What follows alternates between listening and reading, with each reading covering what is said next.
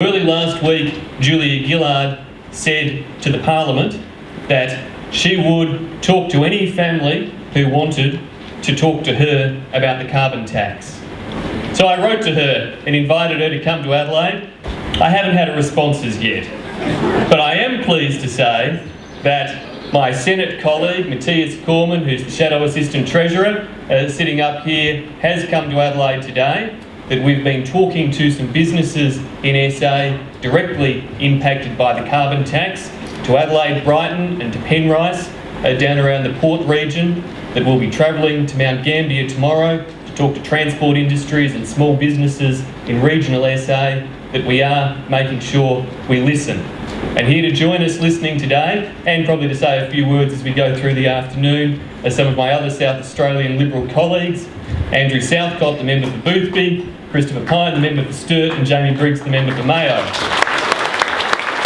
Somewhere in the audience, we have a very special federal colleague who's joined us today who happened to be in Adelaide. John Alexander, the member for Bennelong in New South Wales, is here somewhere. John, wherever you've managed to. There we go, right up the back, John.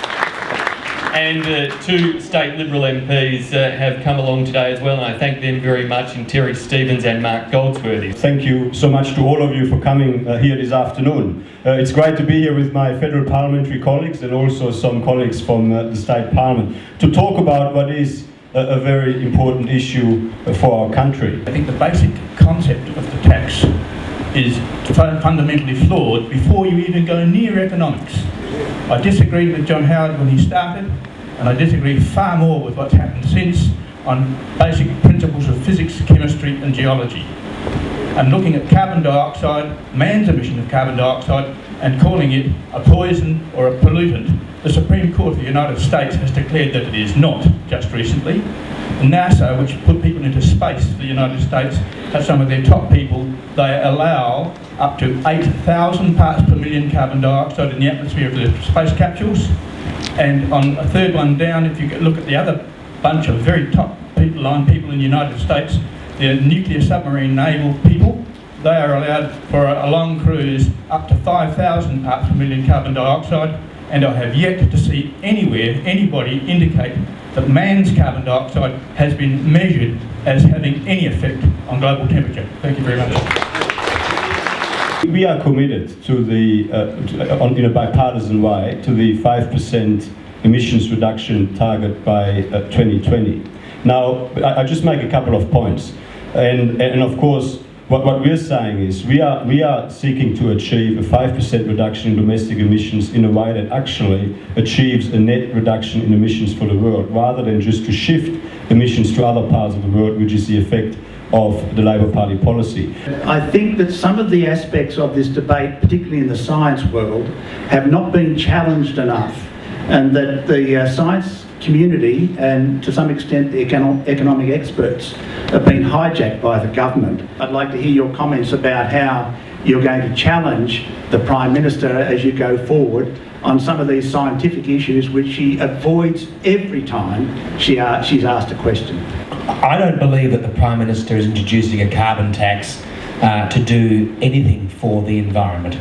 If we're to believe that we would save 160 million tonnes by 2020, I'd like to know how many degrees of global warming that this will resolve for us. But the reality is, under the government's own modelling, emissions in Australia will keep going up by 2020.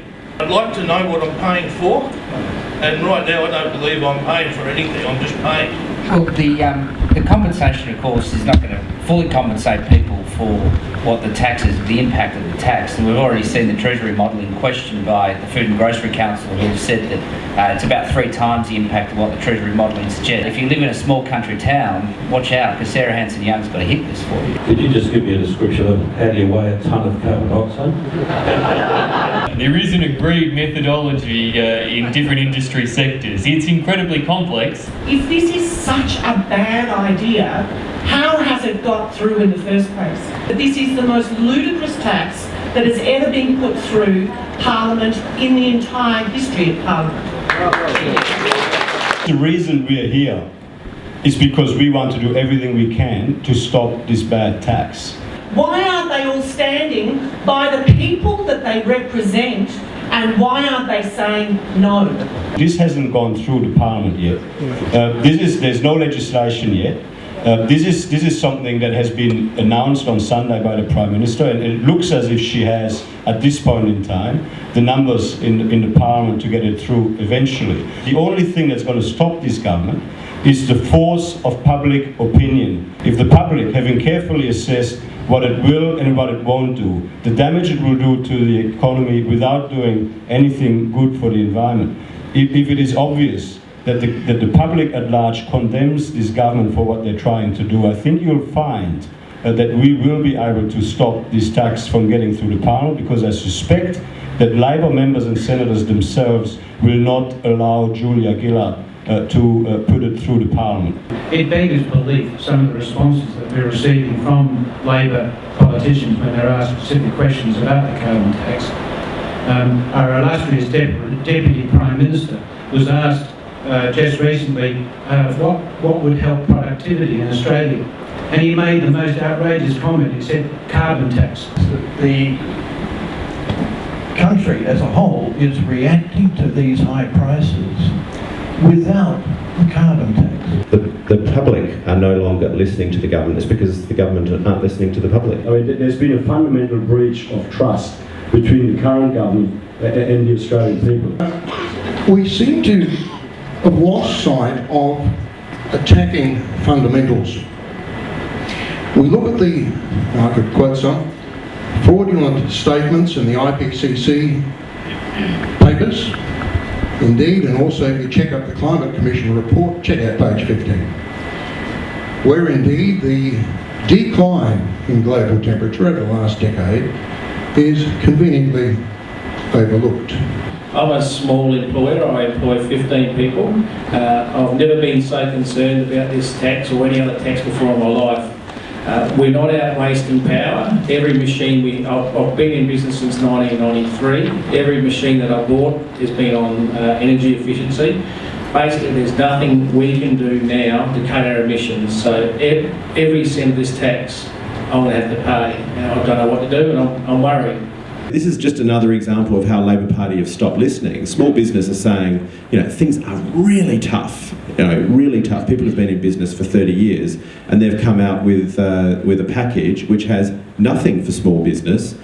You've got to be crazy to think that there is not going to be an increase in pricing. Therefore, the Reserve Bank has got to factor that into its inflation calculations, and therefore the interest rates are going to rise. Therefore, more and more people are going to get into arrears. I can point out that 1.8% of all residential mortgages are in arrears today. Latest statistics last week. That's just going to increase. That's what this carbon tax is going to do to us. It's going to put more people on the street. It's going to put more people on welfare. Let's kick the bastards out.